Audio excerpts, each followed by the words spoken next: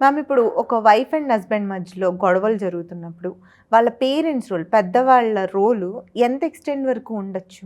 కొత్తగా మ్యారేజ్ అయిన వాళ్ళది వాళ్ళ స్పేస్ వాళ్ళకి ఇచ్చినట్టు ఇచ్చి పేరెంట్స్ రెండు పక్కల పేరెంట్స్ కూడా వాళ్ళని అబ్జర్వ్ చేస్తూ ఉండాలి. అట్లీస్ట్ ఒకప్పుడంటే ఒక 5-6 మంత్స్ అయితే సెట్ అయిపోయారని అనుకునేవాళ్ళు, కానీ 1-2 years మినిమం పేరెంట్స్ అబ్జర్వ్ చేస్తున్నట్టు వాళ్ళకి, అంటే ఓవర్ అటెన్షన్ ఇస్తున్నట్టు వాళ్ళకి ఫీలింగ్ క్రియేట్ చేయకుండానే మనం వాళ్ళ మీద కన్నేసి ఉంచాలి పిల్లల మీద. ఈ చిన్న చిన్న డిస్ప్యూట్స్ అట్లాంటివి వచ్చినప్పుడు ఫస్ట్ ఆఫ్ ఆల్ ఇగ్నోర్ చేయటం మంచిది. వాళ్ళే కింద మీద పడి దే విల్ సెటిల్ డౌన్.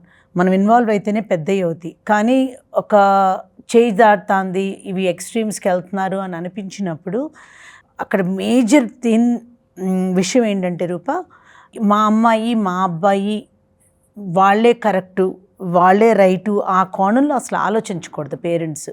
అది మన అబ్బాయి అయినా మన అమ్మాయి అయినా ఆపోజిట్ పిల్లలు కూడా మన అనుకుని వచ్చేసిన తర్వాత it is about them.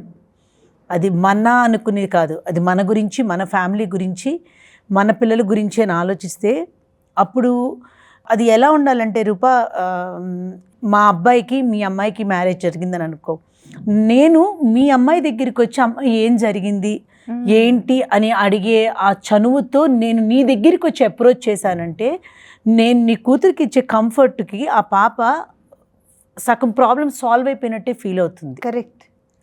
So ఒక అమ్మ దగ్గర చెప్పుకోలేనివి అత్తగారి దగ్గర చెప్పుకోగలిగే ఆ చనువు ఇచ్చినప్పుడు అది అబ్బాయి అయినా అమ్మాయి అయినా, జస్ట్ నేను ఎగ్జాంపుల్ కోసం నీకు నేను మీ అమ్మాయి మా అబ్బాయి అని చెప్తున్నాను, కానీ అలాగే నువ్వు కూడా మా అబ్బాయి దగ్గరికి వచ్చి ఆ చనువుతో నాన్న ఏం జరిగింది సర్దుకోండి, నేను మా అమ్మాయికి చెప్పుకుంటాను, అసలు ఏం జరుగుతుంది అంటే మనం కంప్లీట్గా వాళ్ళకి భరోసా ఇస్తానే మన అసెస్మెంట్తో కూడా మనం కూడా కామన్ సెన్స్తో కొంచెం ఆలోచించాలి.